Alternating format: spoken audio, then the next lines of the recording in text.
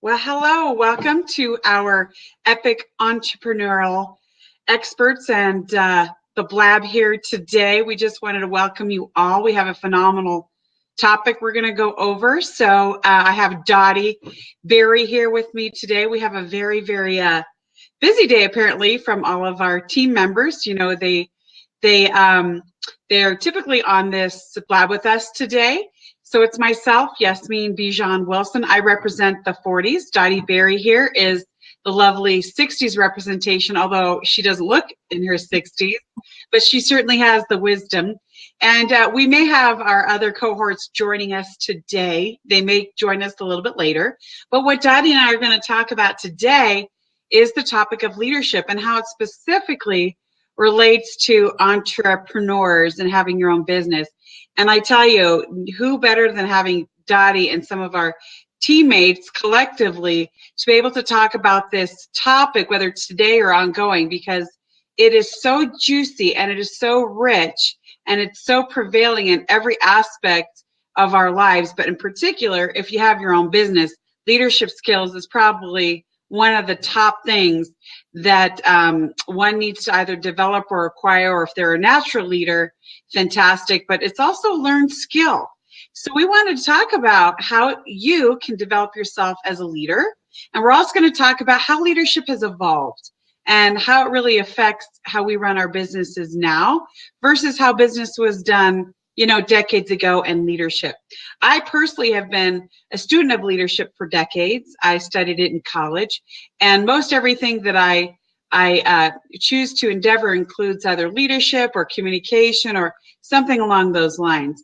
So without further ado, I'm going to dive right in and talk about some of the important factors of leadership. And I'm going to invite Dottie here to share some of her experiences and actually her view of what leadership is running a business. So Dottie, what would you say is your definition of leadership? Well, I think it's a sort of a convoluted thing to even define, to be quite honest. I can share just sort of like experiences from what I've noticed is that leadership in general has changed over the last, 20, 30 years. Leadership in the past was one person at the top sort of dictating down to the others how things were going to be. I mean, it's very similar kind of systems as we had in our families, or marriages, this is the way, this was supposed to be, and one person was going to tell the other one how to be. And what we found is that that's not really very effective. I think if you look at the divorce rate or you look at companies imploding, they're having to go, no, that's not working very well. It's not even working very well when you look at leadership on a global scale.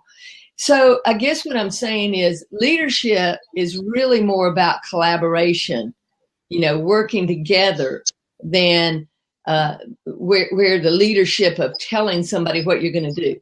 Now, you still have to have somebody who's going to perhaps lay out some groundwork for where we're going and where we're headed and things like that. But still, I see leadership as a collaborative effort, no matter if we are even in our own business, in an entrepreneurial setting.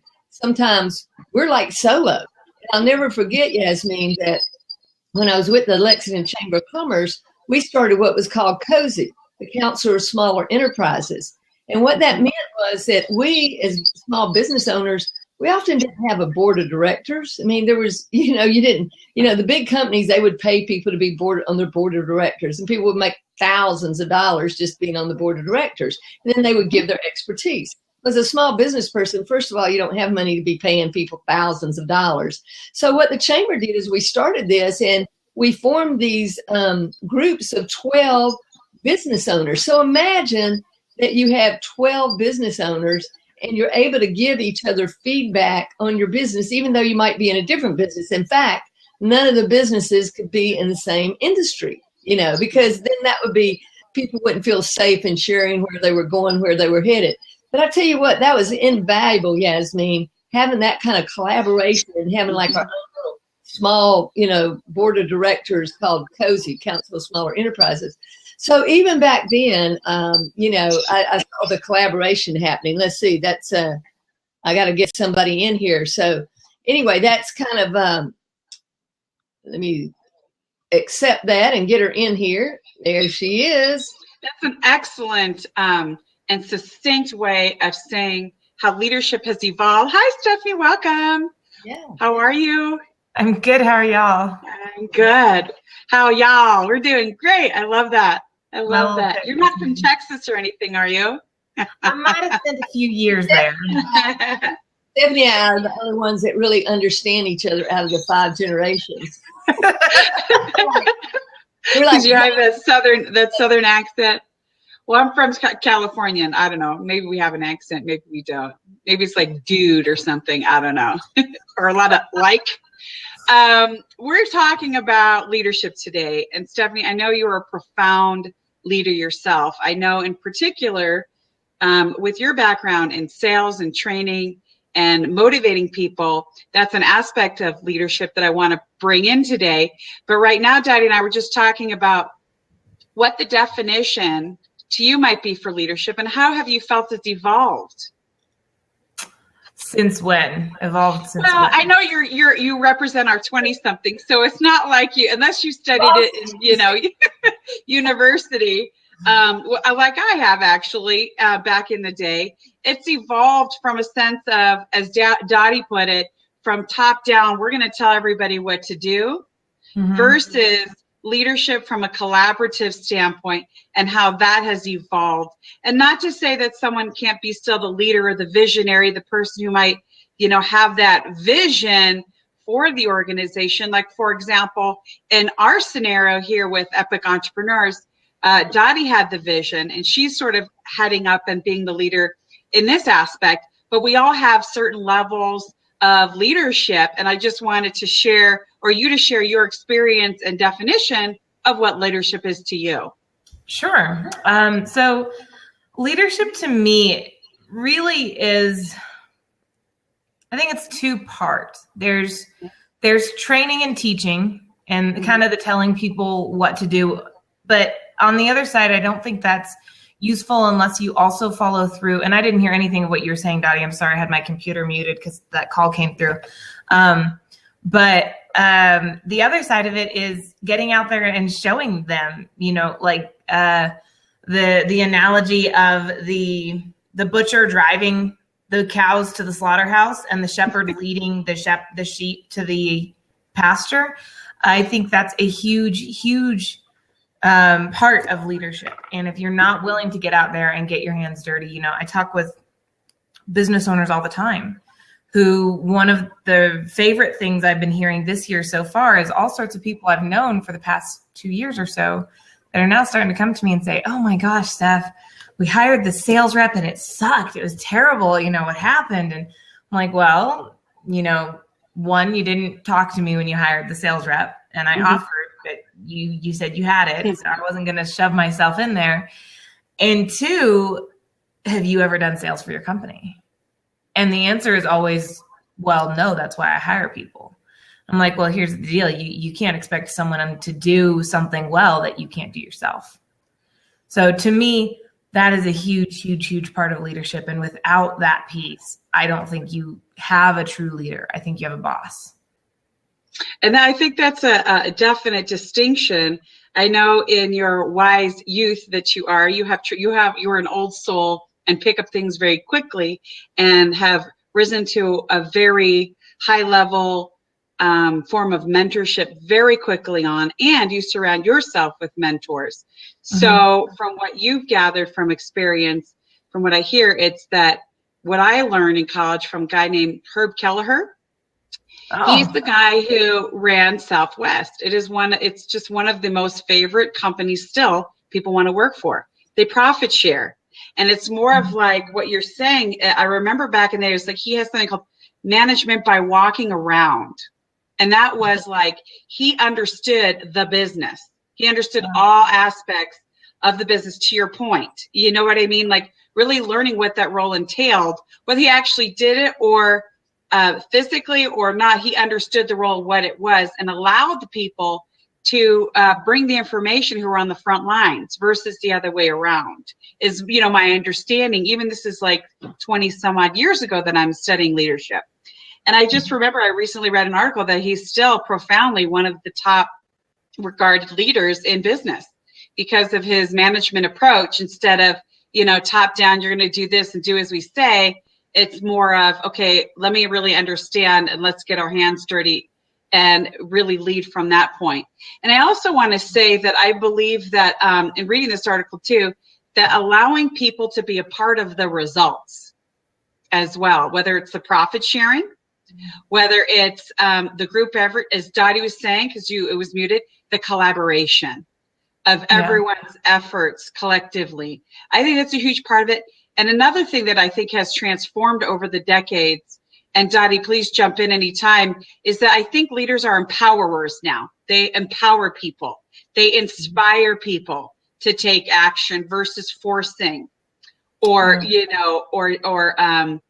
pushing. It's more of an inspiration from the inside out. People want to follow the leader, if you will. What are your thoughts on that, Dottie? Well, I think that's interesting, Yasmin, and I think you're dead on, because if you think about it, most things in life never change until they're forced to change, lots of times. People want to just stick with what they know and what they like until it's just not working. I mean, it's like even with marriage, if people go, well, I think, my wife or somebody should be doing this and this. And I go, well, that's great if you can get them to do that. But if they don't, and then eventually you divorce because they go, that didn't feel very good, then that person, one way or the other, might have to shift, right? So I think we've seen the same thing in leadership. While it appeared that old style worked for a while, it worked because the people that they were doing it with literally had no power. So you can make it look like anything's working as long as you just power over. Absolutely. Yeah, it's like a dictatorship versus a democracy, I guess, is one way one might be able to say. And it reminds me of when I went to Germany. I went in the church where, this is a great story, but it was actually the church where the people were one night. And the church just offered sanctuary for all these people because they were trying to figure out, what do we do in this climate right now? And they decided, because there were guards armed outside the church, ready to shoot at them, that they would go out with a candle in each hand. They would literally dare them to shoot unarmed people. And when they went out, the guards could not shoot them. And that spread so fast that it literally was a part of bringing the wall down. Because people, now think about it, it gives me chills, but people could have probably done that a lot sooner, but they didn't believe they could. They didn't believe they had the power. So in that one small instance, they became empowered. And so I think that's what has happened with businesses along the way. The CEOs have had people to answer to, and when they didn't get the results that they were wanting, they had to start looking at how are we going to do things different. And that's what I think is interesting, looking at the mind shift of leadership rather than mindset where this is the way it's done. And I think in leadership today, we not only have to collaborate, but we have to be shifting like on a daily basis to really see and read what's going on, whether we're a solopreneur or whether we run a big company. We really, it's like leadership is wide open and take action and shift from the action you've taken, either working or not working. You got to get out there and do it, like Stephanie said. Absolutely. And what I hear you say is people who take initiative is also a form of leadership. And that brings me to my next question. What do you think, ladies, are qualities of a good leader? I think humility has to be a big one because, I don't think it's up to the leader to take responsibility for what has been accomplished unless things go bad, right? a good leader, and that sucks for the leader, right? Because they're sitting there going, wait a second, I only get to take responsibility when the hits the fan. Are you serious? But I think, it never ceases to amaze me sometimes when I'm working with my one-on-one coaching clients, how they'll come to me and they'll be like, oh my gosh, Stephanie, this and this and this happened and it worked so well and this. And I'm like, that's fantastic. And like, I can think back to our coaching sessions and I'm like, that's exactly what I told them to do. Or I had to lead them to that answer, right? Sometimes they don't get it. You have to kind of, let's ask this question and this one and this one. And then sooner or later, they're like, oh, right, got it. Okay. And so then they think it's their idea because you asked them questions that led them to the answer you already gave them. So, at one point, one of my coaching clients came to me. It was like the fourth or fifth time he'd come to me to be like, oh my gosh. And I was like, okay, you do realize like this is the third or fourth time this has happened where I've told you to do something one way. You've basically said, I don't think that's going to work. As soon as I redirect the conversation, you come up with this. And he sat back and he goes, how do you do that? Like, how do you not manage to tell everyone that all the time when, you've led them to the right answer and they don't realize that it was you who did it? And I was like, because there's a lot more power if they think they came up with it. Well, that definitely is a coaching technique, isn't it? Like to like pull the wisdom out from the person, right? And that they come up with, it's for kids, it's for grownups. When it is your idea, not only is it like that aha moment, but it's probably clicked in your own mind versus someone telling you what to do. And I think that's a great aspect. Humility, and also, I would say also inspiring others to have that wisdom come out of them. Even though that you kind of knew the answer or you saw it because maybe it was in their blind spot or something. But you as a leader knew how to extrapolate that from them. Yeah. Yes, I agree. And they were empowered. Yeah, I would definitely. And that's actually a powerful sign of a great coach and leader as well. So we've talked about initiative. We've talked about humility. We've talked about the skill of having, pulling out the wisdom from others, tapping into their experience and their knowledge. What other qualities, Dottie, do you think that a great leader embodies?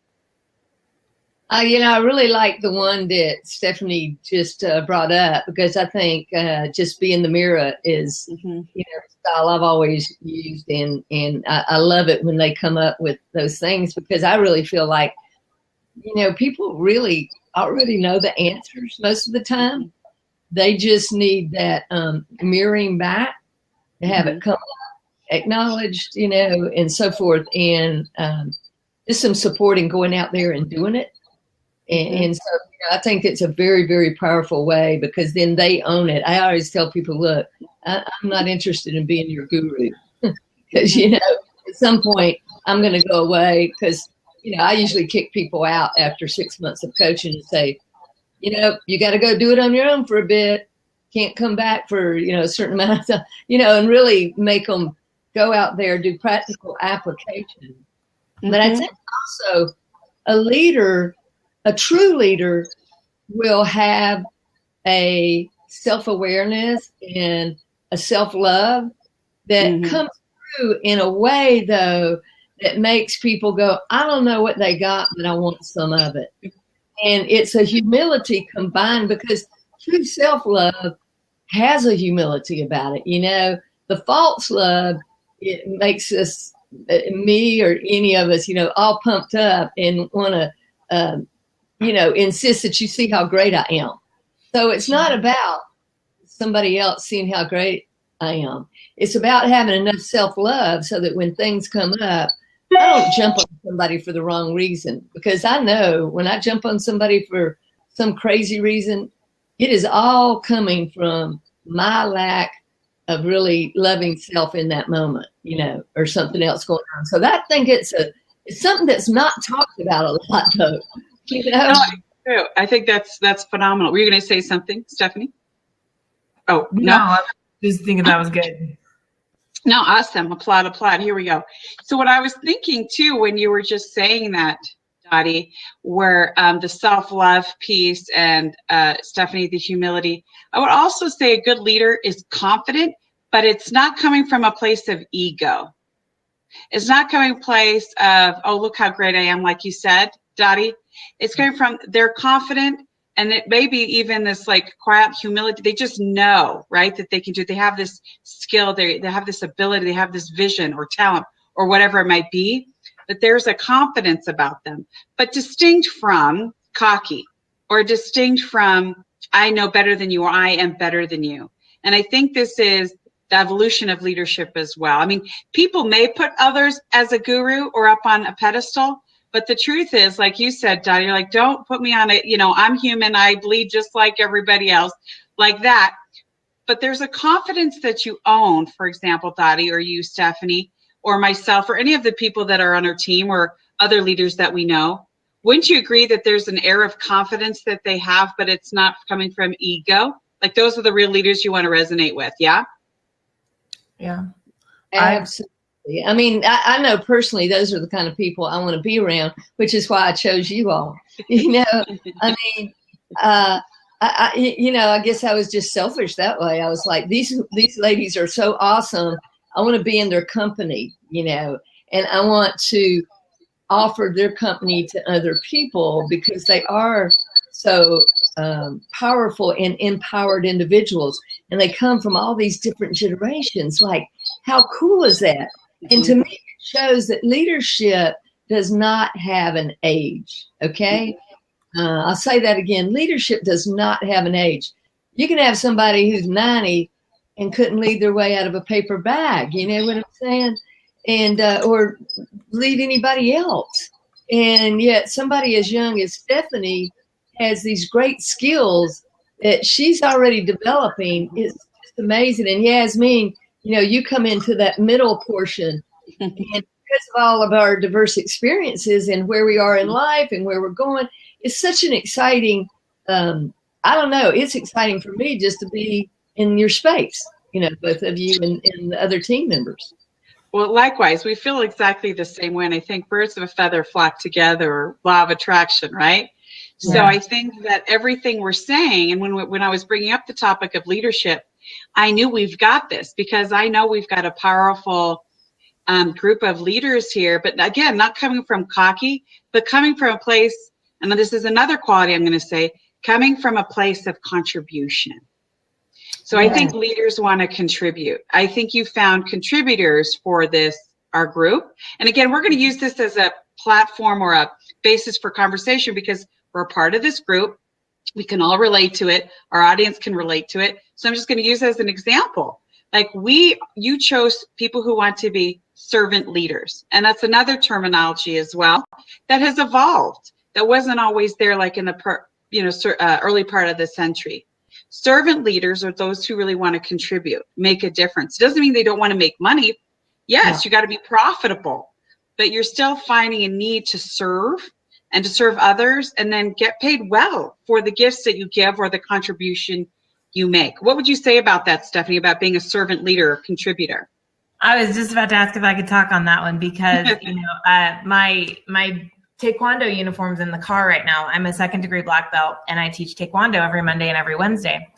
And that's in the car because that's where I'm heading after this.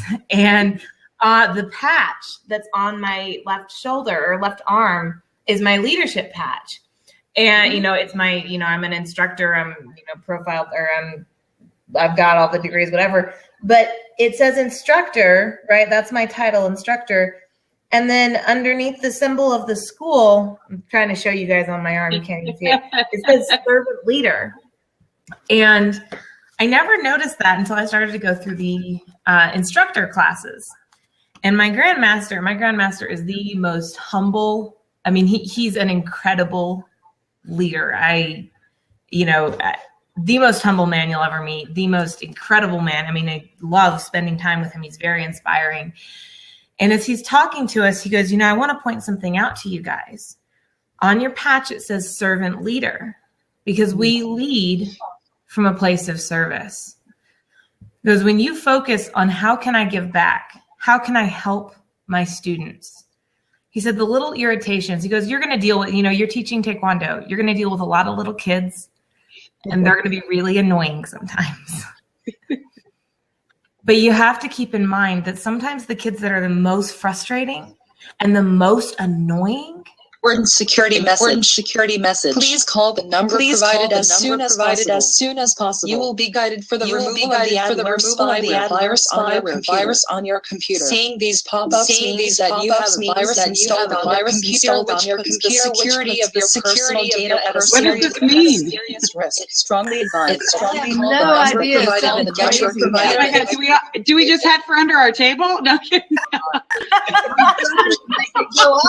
Please call provided as soon as possible. You will be guided for the removal of the adverse virus on your computer. Seeing these pop-ups means that you have a virus installed on your computer, which the security of your personal data at a serious risk. It's strongly advised. Provided as soon as possible. It looks like we're supposed to like head to the basement or something. Seriously. Tornado watch. No? I feel like that's. It sounds so scammy. Your personal data. I've never ever in my life ever heard that. Not either. I have no, and it won't go off. Shopping online. Important security message. Please call the number provided as soon as possible. It's just repeating. Virus on your computer. Seeing these pop-ups means that you have a And again, this is perfect timing because leaders handle obstacles with grace and ease. That's just what I was thinking. I was like, a leader can handle anything that goes their way, and it doesn't. Not that big a deal for them. Security message. Please call you mute yours as soon as provided as soon as possible. I'm so sorry. I am trying to. Should we pop off and go back in? These pop-ups mean that you have a virus installed on your computer, which the security of your personal data at a serious risk. It's strongly advised that you call the number provided and get your computer fixed before you do any shopping online. It literally will not go off. The number provided as soon as possible. You will be guided for the removal of the adverse virus. Please blab restart, Dottie. Will it kill the whole? Will it kill the blab?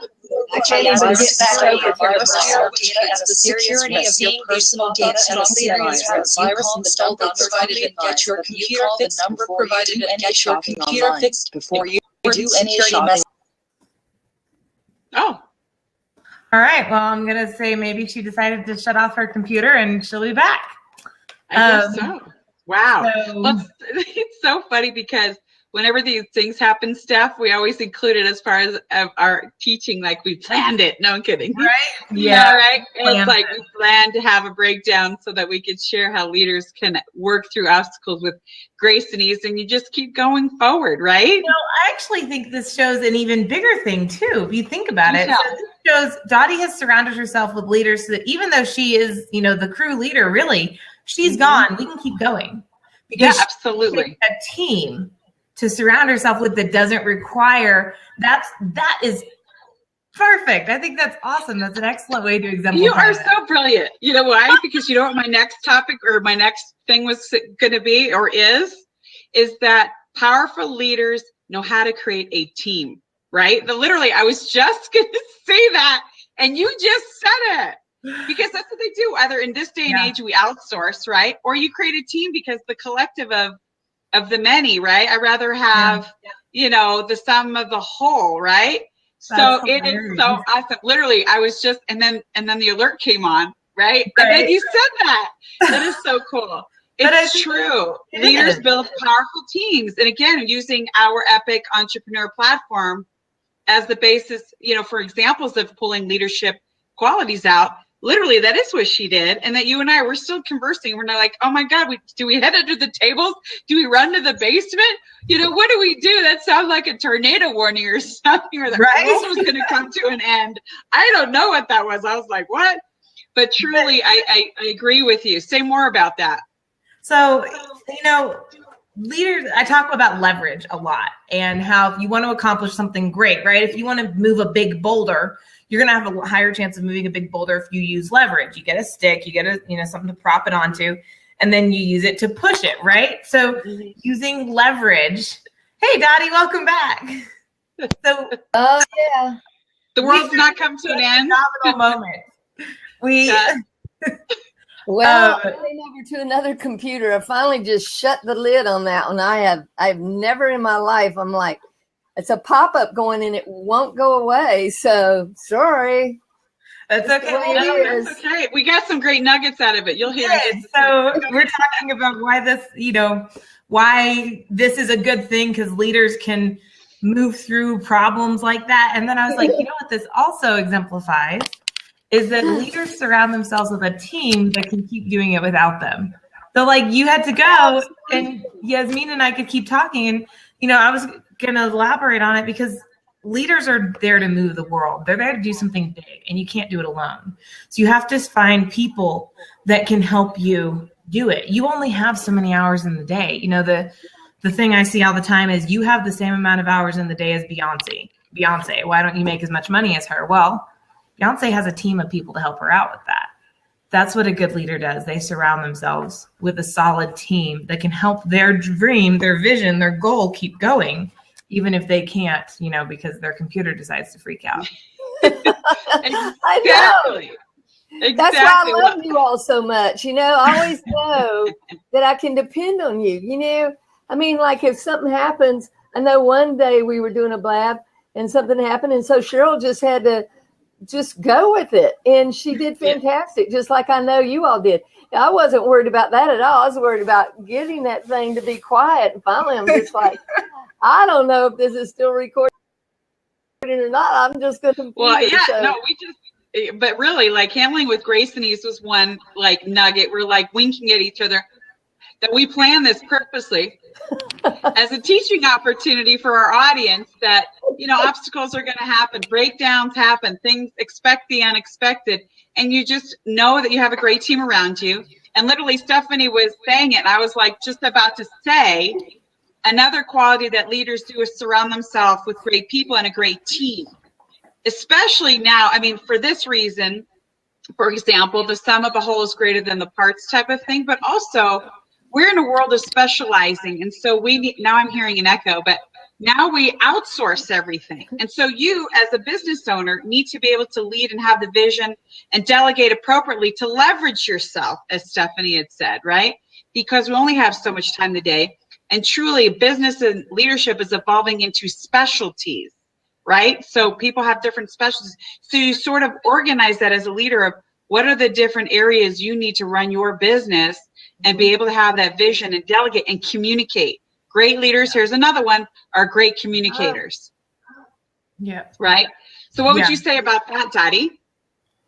I would say being that you're a great communicator. Absolutely communicated fantastic in my absence of the pop-up fiasco.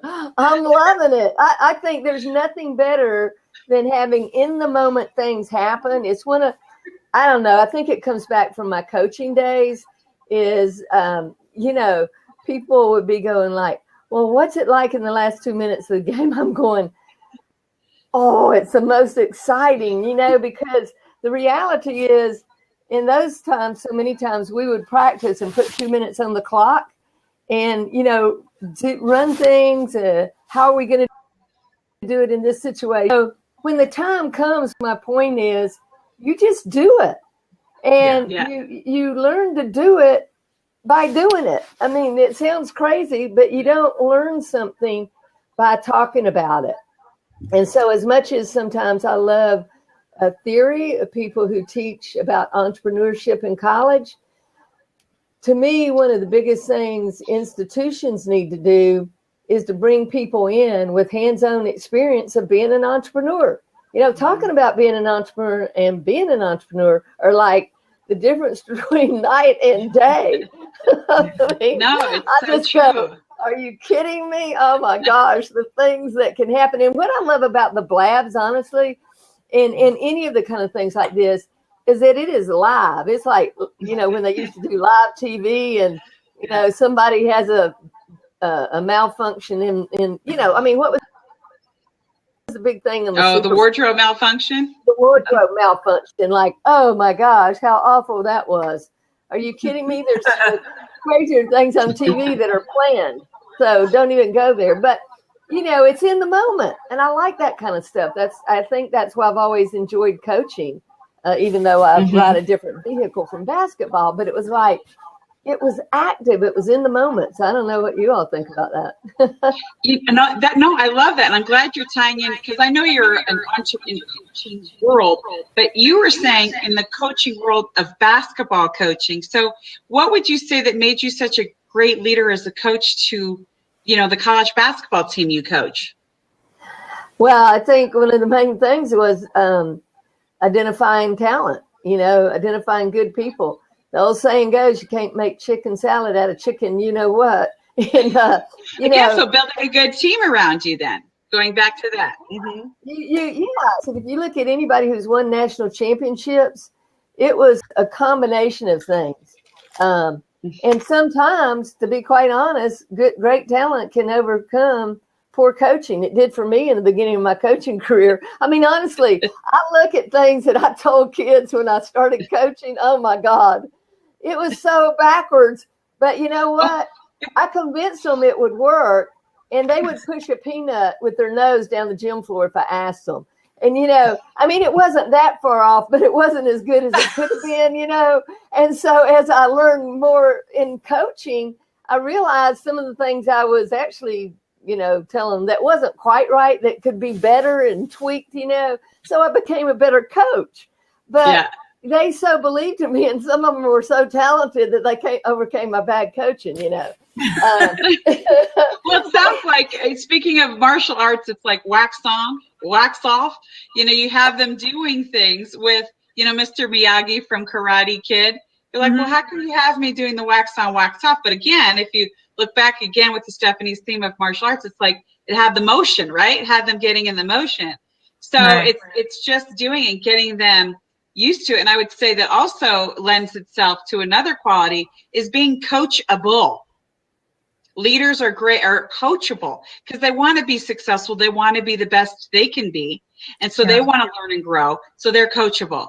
So as a young coach, you were coachable to learn new things, to be a better coach.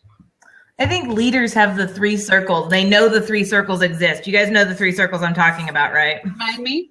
What's the 3 circles? This is the circle of all the things you know. Uh-huh. The circle of all the things you know you don't know. This is the circle of all the things you don't know that you don't know. You don't know. Yes, I know. We talked about that a few weeks ago. What you don't know, you don't know. And that's what great coaching and leaders do, is that they're willing, like you say, Dottie, people who are great leaders want to know what's in their blind spot so that it comes in the view, so that they can just accelerate all the more. Yeah. But I think at the same time, they don't have to know everything, right? So one of my favorite quotes, and I used this on my husband the other day, and now he's using it back on me, so I probably shouldn't have, but Sherlock Holmes has this quote where Watson tells him, the earth circles the sun, right? And Holmes is like, what? And Watson's like, how do you not know this? Like, for as brilliant as you are, how do you? And Holmes basically looks at him and says, well, now that I know it, I shall do my best to forget it. And Watson's like flabbergasted. And Holmes goes, because I believe there's an infinite amount of information you can store in your brain. And so I make sure to fill my drawers with basically pertinent information. And so I think that leaders recognize that they can't be the expert in everything, and they don't have to be the expert. They just need to know there's a realm of stuff they don't know. And if they, like Henry Ford, put the right people on their team, they can change the world. Yep. And he would say, I don't need to know everything, but I'm one phone call away from someone who does. Yeah. And that goes back to what we were talking about board members or board leaders, or having that 12-person council or other people on your team at whatever capacity that it looks like, because now you can tap into their knowledge, their wisdom, their expertise. You don't need to know it all. Yeah. Well, I have this saying that I came up with recently, and I said, successful people are only one blind spot away from being just totally awesome off the chart, And so I just keep holding on to that. I'm like, that flipping blind spot. I want to just get to that new level, that next level. I mean, because that's just how my brain works. It's who I am, and I'll probably. I mean, if there's one thing that I know about myself, is I love learning, and so I have this plaque on my wall that hangs, and it says Ankara and Caro. And oh, bless you. And it actually, I admired it on the wall of a friend one time, and she took it down and gave it to me. I was like, oh my gosh. So I said, thank you. And, I coveted it. But it really is powerful, and it means I am still learning. I've shared this before, but most of that at the age of 87 after painting the Sistine Chapel. And I always say, hey, if it's good enough for him, it's good enough for me. I am still learning. And I know that about myself, that I will be that way to the day I die, because that's what keeps me alive. My mind is younger than my body right now at this point. And I'm getting to be like my mother, who says she looks in the mirror and goes, who is that woman? My mom's going to be 91 March 27th. And y'all, I got to share this story. My mom was going to give up her car because the lease was up.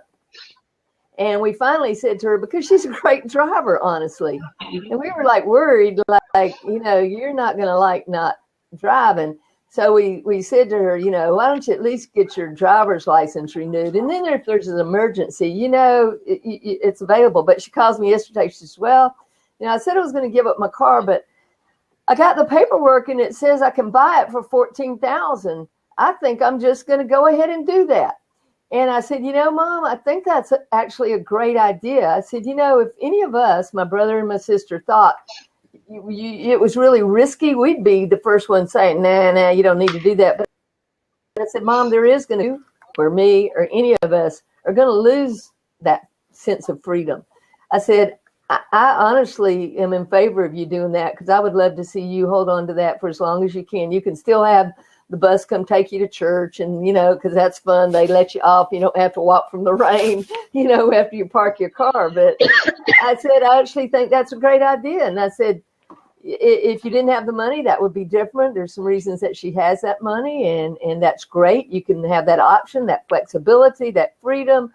And if you decide to sell it a year from now, that car's still worth something, it's so anyway, it's just interesting how all our lives we have to make these decisions. You do, and that's another great quality, is being a great decision maker, and as a leader, to be able to sort the information and make good choices. Yeah. There's always a lot of information to sort through. I heard a great quote on that one. And so there are techniques like pros and cons, making lists, talking with advisors, but really making decisions and being able to make decisions quickly is a great quality of a leader.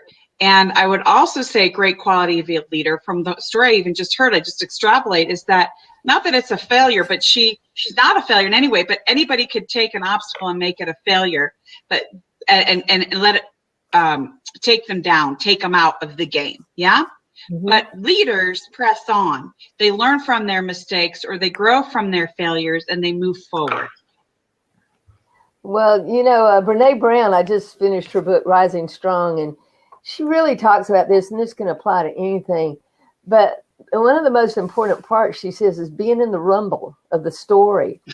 And rumbling, and then that last part, she said, I don't use revolution lightly, but, that comes after. But this sense of run from the rumble, whether it's in personal relationship or business or whatever, find it very difficult to move forward, because the stuff in the rumble, it's where I call it my theory of chaos entrepreneurship. You all have heard me talk about, the chaos is in the middle, and everybody wants to, Stephanie, you probably hear, they just want to leapfrog it. I'm going, oh no, it doesn't work that way. You're running towards it. The gold is in the rumble. The gold is in the chaos. It's in the challenge. Yeah, because we don't often authentically own the issues and the problems, we're coming up with, right, Stephanie? Like we were chatting this week about some things, and it's all part of it. If we're going to be in business, if we're going to be an entrepreneur, there's one, it's like the constant is that there is, you don't want chaos, then, people don't be an entrepreneur. Yeah. Well, don't be alive. I mean, I'm like, okay, you want to be, like a lot of people say, oh, I just want something. I said, no, we got to learn how to enjoy the roller coaster of life. That's where life happens. Life doesn't happen in this mundane. I mean, we see a lot of people, but they're just sitting there surviving. I want to thrive. All my life, I want to thrive. So I got to rumble. I got to get on the roller coaster. Some people hold their hands up in the air. Some people hold on for dear life. I mean, some people won't even get on the example. I love your analogies, Dottie. They're always fantastic. Stephanie, what were you going to say? I know, totally. And that's life.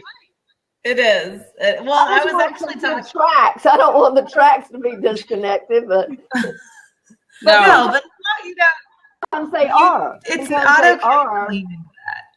Yeah. So I posted a picture to my Facebook wall, I think yesterday, and I'm trying to pull it up so I could read it instead of trying to recall it. But it says basically,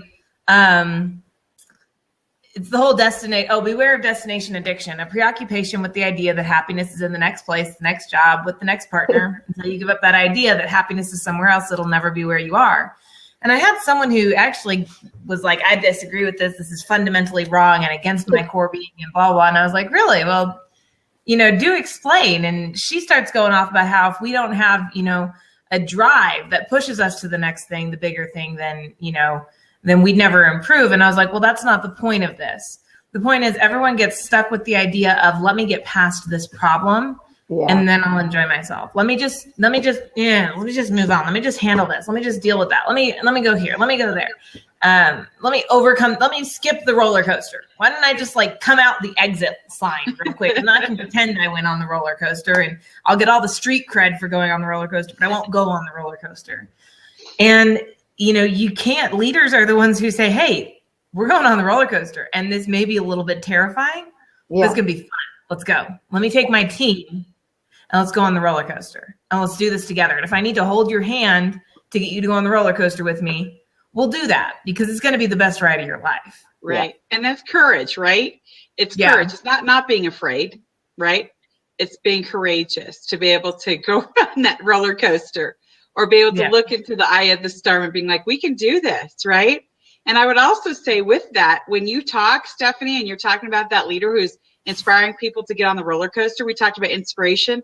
I'd also say they're passionate people. Like they're passionate about whatever. It's not that they have to be so charismatic or passion's just like there's a fire in them. Yeah.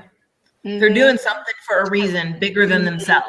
I've got actually a friend who, you guys know Maslow's hierarchy, right? That you have to first take care of the, shelter and food and then this and then that before you can get to the, the personal fulfillment. Well, my friend is actually getting her doctoral thesis, and in her thesis, she's proving that it actually is the other way around. That when you have that passion and that drive, then it creates all of the other layers of the triangle. And I think leaders have that passion and they have something they're going for. Mm-hmm. And you know what? They don't really care if they're there working 7 days a week. Last year I didn't take weekends off. I took a total of 3.5 weeks off. And that includes getting married, going on 2 vacations and getting my black belt. And your honeymoon. Right. And my honeymoon. Wow. No weekends, no nothing, because I was driven. It was exciting and I didn't care. And I was taking people along the ride with me because I was on fire. I still am. Mm-hmm. But without that passion, I wouldn't have put in those hours. Right. No way. It's the number one thing I check for with coaching clients because they don't have that passion. They're not going to push past the pain. Exactly. And so these are some of the things that, to be able to pull out and share with our audience, to look for in themselves. And if they're a coach or a teacher or an instructor or in some sort of mentorship role, these are great qualities that they can look within themselves. If they didn't regard themselves as a leader, they probably need to reflect and be like, I am, and just own it. Are you passionate about something? Do you inspire others? Do you like collaborating? You know what I mean? Do you like creating teams? These are great qualities. Do you move past obstacles in spite of your fears anyway, right? Like just doing it anyway. So those are the real what I was going to say, Yasmin. I was going to say part of leadership, I think, is in any situation, choosing how I want to be in the midst of the circumstances. Not, you know, I tell people, look, if you can't be happy, if you can't be courageous when everything's going your way, then there's not a chance, you know. It's about, you know, choosing to be happy. It doesn't mean I like it. See, there's a difference. Choosing to be happy, you know, and courageous in spite of circumstances that are challenging, so that I can move forward. I mean, that is just, I mean, there's nothing greater than that, because I work with a lot of people, even in the transgender community, throughout the years, and give my time each year to couples group at a transgender conference. And this applies to anybody. But if somebody were looking to transition full time in some way, I say, look, if you're not happy before transition, you're not going to be happy after transition. You got to get happy in the space you're in, so that when you do have this that is really matches who you know yourself to be, then you step into that as a happy person. But an expectation that something else out there is going to make one happy rarely ever happens. It doesn't matter what it is. People think, I'll be happy if I won the lottery. No, they're just usually an unhappy person who has a lottery and thinks everybody's out to get them because they have money now. You know, they take that thinking with them. And so the power to me is being able, midst of the most challenging circumstances, to choose how I want to be. I have to learn to acknowledge what I'm feeling. You know, it's not a denial of what is or what I'm feeling, but when I embrace that, that's what allows me to move through that chaos. It's not the denial of the chaos. You know, you can't sit there and say, oh, this isn't happening. That's ridiculous, you know. But embracing it is a part of the moving through it. Well, and I think that kind of ties in. You know, my biggest breakthrough as far as leadership was last April. I was preparing for my book launch, and part of the promo for my book launch was finding other published authors and bringing them on to do live interviews. And one of the guys I found was a guy by the name of Steve Farber. Now, Steve Farber is a leadership expert, leadership trainer. He has his books, The Radical Leap and The Radical Edge. And of course, if I'm going to interview somebody, I really should, you know, read their book. So I went through and I read Steve's book. And the whole time I'm reading it, I'm like, you know, I'm glad it's a story type approach, because I have no interest. I'm not a leader. Like, I don't have employees. I don't even have kids. Like, I'm not in a leadership role right now. This doesn't matter to me right now. When I get into a leadership role, then I'll worry about it. And I started to realize that unless I could, you know, one, I already was in a leadership role because I'm leading, even though I didn't have anybody underneath me in the company. Yeah. I had people who were following me from event to event. I had people who were following me online.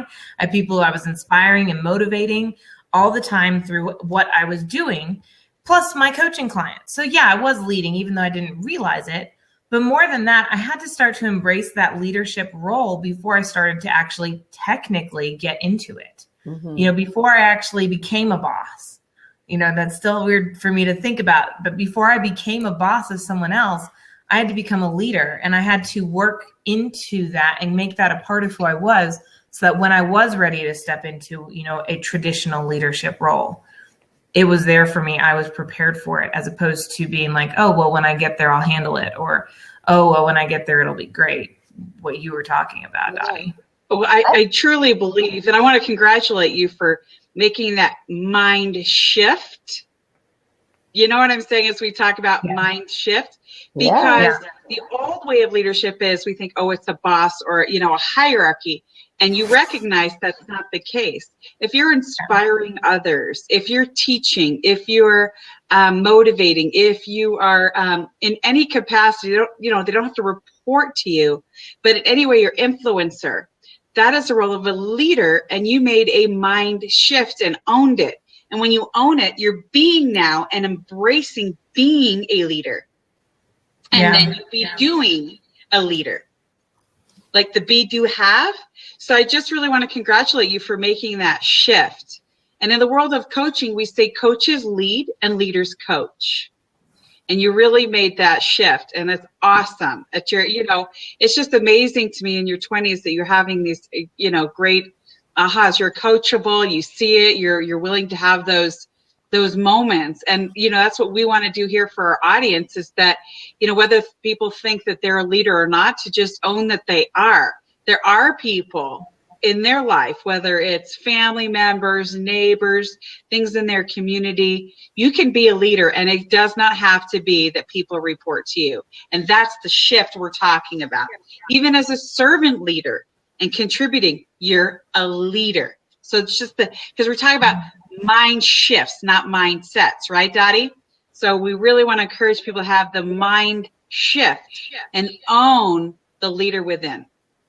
Yeah. Well, I'm excited to see what Stephanie's going to be like in her 60s, like me, and I'll be over 100, and I'm going to be kicking some butt. I'm going to be out there doing my ballroom dance lessons, and I'm going to invite y'all to dances, and we're going to have our little yearly retreats, and y'all be going, holy Moses, you don't look 100, and I'm going to go, I know it. That's because my mind is so young. we're gonna have like 10 people on the blabs then, right? To one for each generation. Yeah, they'll just be rolling in and out. That's like you're saying though. If anybody out there who watches this recording sees one of those people, I'm on the hunt. I'm actually searching out, this little gal that I told you about that is a real entrepreneur. She's like 9 years old and all that kind of thing. So I'm loving this. Let me see who's show caller. Who's joined? Yeah, let me just see here. I'm clicking on it, but now that I came over here to this other computer, I don't know if I have any control, as if I really had any, obviously. I'm clicking on it, but it's not letting me bring this person in. So unfortunately, you'll have to say, we had a little glitch earlier. I'm on another computer. I don't even know if it's recording. I just know we're on here blabbing, having a good time. That's all that matters, right? That's it. Yeah, exactly. Well, those that get alive are getting alive.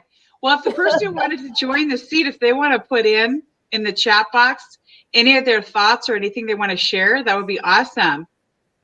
Yeah, because we're about at our time. We are. To sort of say sayonara. See you next Monday on our MindShift Monday Motivation. That's right. Any parting words, Stephanie? Guys, I always just tell people, get out there and make it a great week. Focus on, I love these blabs on Mondays because then they give me a focus for the week. And so focus on how you can lead this week, how you can make a difference in someone's life. Pick one of the qualities we talked about and embody it. That's awesome. I got my my chill check. Thank you. That's perfect. Yeah, really. Dottie, any parting words? Well, I kind of go with, what Stephanie says. I mean, people know when they call my answer machine, it says, choose a great day. You cannot imagine.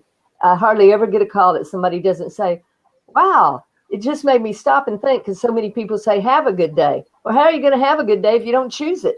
So I do like to feel like even in the midst of things, I can't always choose the circumstances that come into my life, but I can choose how I respond to them and work on managing that little bitty gap between reaction and response, because I think it's extremely important as a business person for me to go there, and as we all know, control is an illusion anyway. So any little bit we can get, go for it. And choose a great day. Absolutely. Oh, I love it. And that is a great quality of the leader. And I don't, of course, that's what we're going to end on, is really choosing to be responsible on how you respond, because response is the shorter version of responsibility. And great leaders take that responsibility and choose how they're going to respond to the circumstances. Either going to take them out or it's going to propel them and power them forward. And that said, my parting words is choose to be the leader within. Where in your life can you look for opportunities to choose to be a leader? Awesome. Nice. Great day, guys. Choose to have a great week. Bye-bye. Thanks for being on. Till next time.